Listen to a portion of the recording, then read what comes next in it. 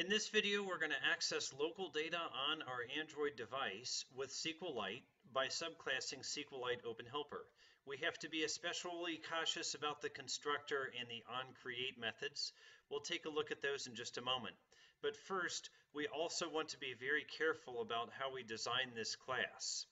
Now, in several videos prior, I made an implementation of an online plant DAO. You see on this line I've highlighted. Now look very carefully. You see that the variable is an interface type, iPlantDAO, that's an interface, and the object is a class PlantDAO. PlantDAO implements the interface iPlantDAO. Now, if you've worked with object-oriented programming before and you don't really understand why we use interfaces, this is going to be an excellent example, if I may say so, on why to use interfaces. The online plant DAO is going out and fetching data. Actually, this is the stub here, but the actual implementation is going out and fetching data from a live feed. And then it parses the data with JSON, and then it returns a list of plant DTO objects. Now, what if we're offline, which in a mobile device is going to happen quite frequently. If you go in an elevator or maybe you just go into a building where you don't get good reception, what if you're offline?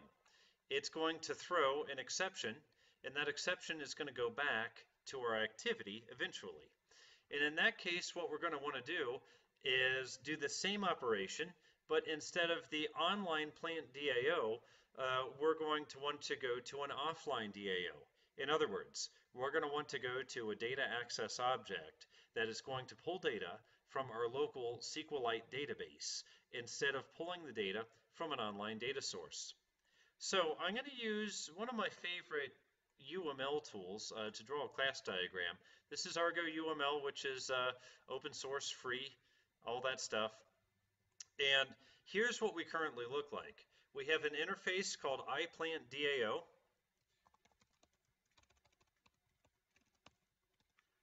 And that has a method called fetchPlants or something of that nature. Okay, and we extend that, we implement that with a class called PlantDAO. Incidentally, we also have a stub class that we made a bit earlier.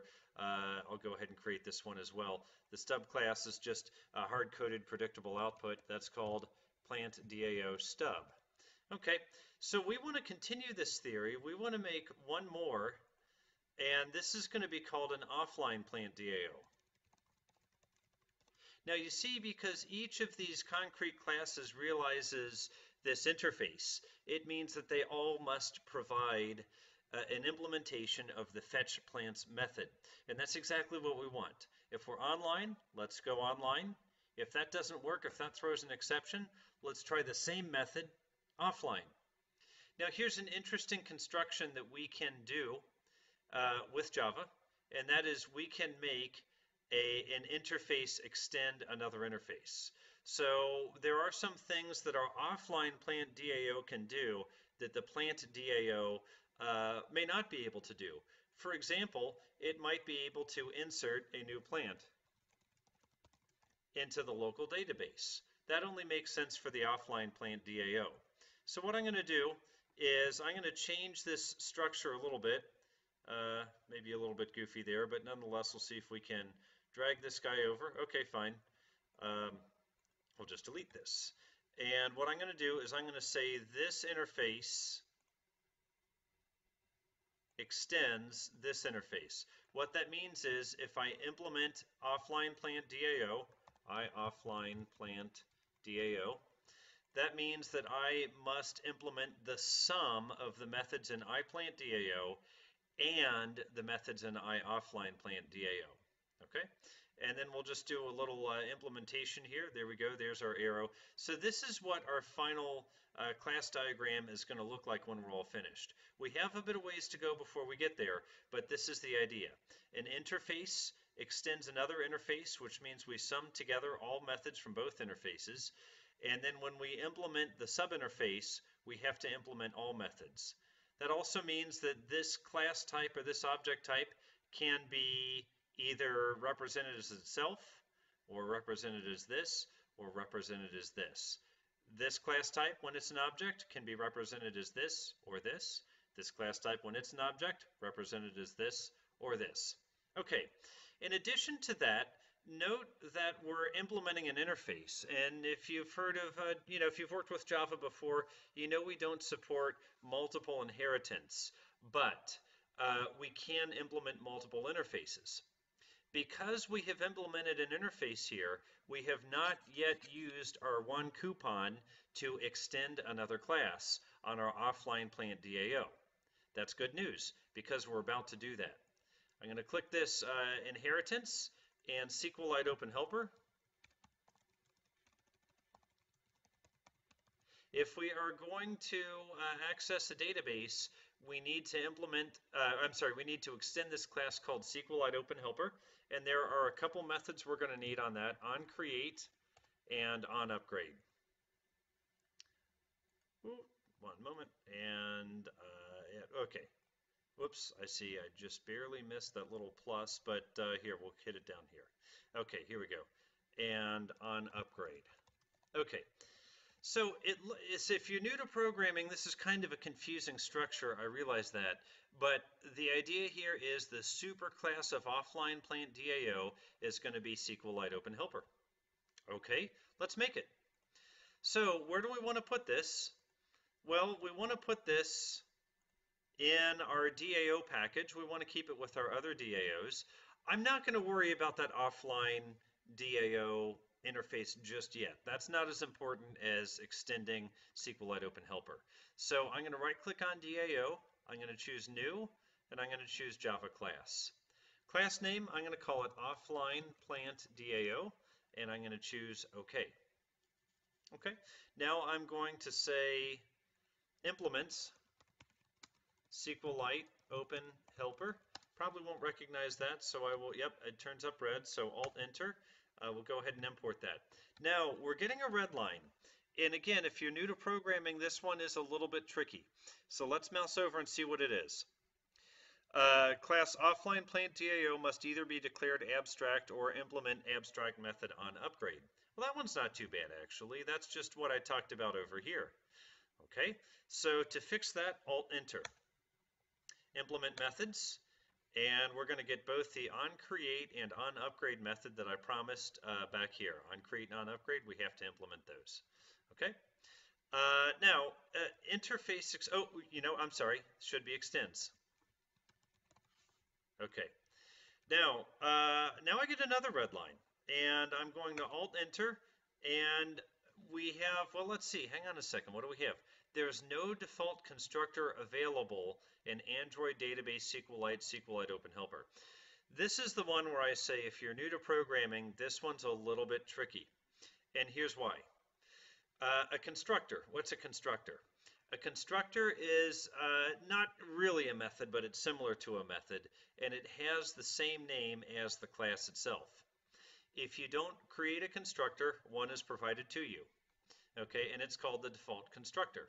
So in other words, if you take a look at offline plant DAO, what we effectively have now is public offline plant DAO.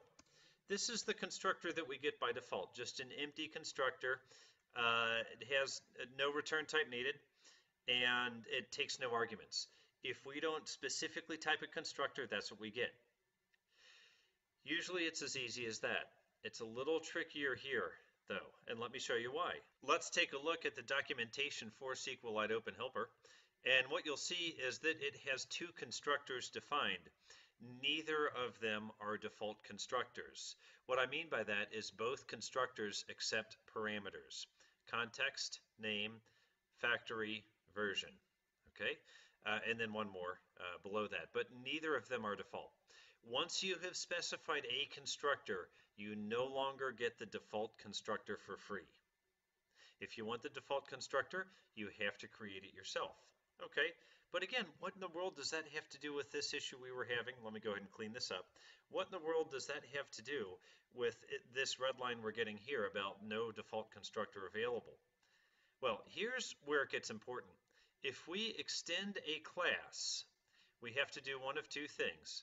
We have to have a similarly named constructor, and then pass those arguments up if it takes arguments.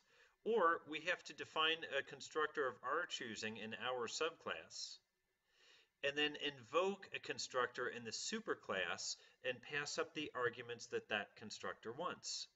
Okay, wow, that was a lot. Okay, don't worry, let's think about this again. What I need to do from my subclass offline plant DAO is I need to invoke one of these two constructors. Okay, well, which one do I want to invoke? Context. That tells us about our application. We can get that from our activity class. Okay, no problem there. We'll go ahead and we can get that from whoever's calling us. So we'll kind of bookmark that one. Name. That's the name of the database file where our data will live. Okay, we can make something up for that. Cursor factory. It's acceptable to pass in null for this. And then version is simply our database version. So the last three arguments here are ones that we know from within our class offline plant DAO. The only one we have to get from elsewhere is this one called context. That's the only one. So again, I know that's a little bit tricky, but let's see if we can figure it out here. Okay, number one, make a constructor. I'm going to say public. We don't need a return type. Constructors don't require a return type. Public offline plant DAO. Okay, now remember, what's the one argument of those four we need to get from elsewhere? This first one called context. Because we're in a class now that is not very specific to Android, we're going to have to get that context from somewhere else. So I'm going to accept an argument, context CTX. Okay. Alt-Enter, implement. Okay, I'm sorry, import. Open curly. Now, how do I invoke the constructor of my superclass? SQLiteOpenHelper. See, extend SQLiteOpenHelper. How do I invoke that? I say super, and then I'm going to pass in the first argument, context CTX, and then the next argument is the database name, then null, and then a version, we'll just say 1. Okay, database name, I can call it whatever I want. I'll call it plantplaces.db. Remember this because once we actually start using the database, we're going to want to look for this file because we can pull this into something called a SQLite viewer, and we can look at the contents by pulling this off of our emulator. So remember that name. Null for the third argument, and then just the number 1 for the final argument. And enter, and suddenly you see my class compiles. Okay, one more thing to go. I mentioned that, according to my diagram here, I mentioned that I want to implement iPlantDAO, and again, we'll worry about iOfflinePlantDAO later. We know we want that, but we'll hold on that complexity until we need that complexity. Okay, right now I'm just going to directly implement iPlantDAO. So for that, right after the extends, I say implements. Remember, we're only allowed 1 extends, but we can have as many implements as we want. Well, we have implements and then a comma-separated list. iPlantDAO, and save. As soon as I do that, we'll redline again. Okay, we'll go ahead and select and we'll redline again. And why are we redlining? Okay, we're redlining because we have to implement this method called fetchPlants. Remember, if we implement an interface, even if it goes through a series of steps like we have here, we have to implement all methods. Okay? Alt-Enter and implement methods and fetchPlants. And at this point, we compile again. So we have extended SQLiteOpenHelper. We've implemented another interface. We have a bit of work to do still. We have to complete this method, which actually, I'll tell you what, just for neatness, constructors are usually at the top. I'm going to move that down below. Anyway, our constructor's fine. We have to implement this method, the fetchPlants. We have to implement this method where we create our database, and then our onUpgrade. I'm going to go ahead and stop the video here. In our next video, we're going to take a look at the onCreate. We'll see you then. Thank you.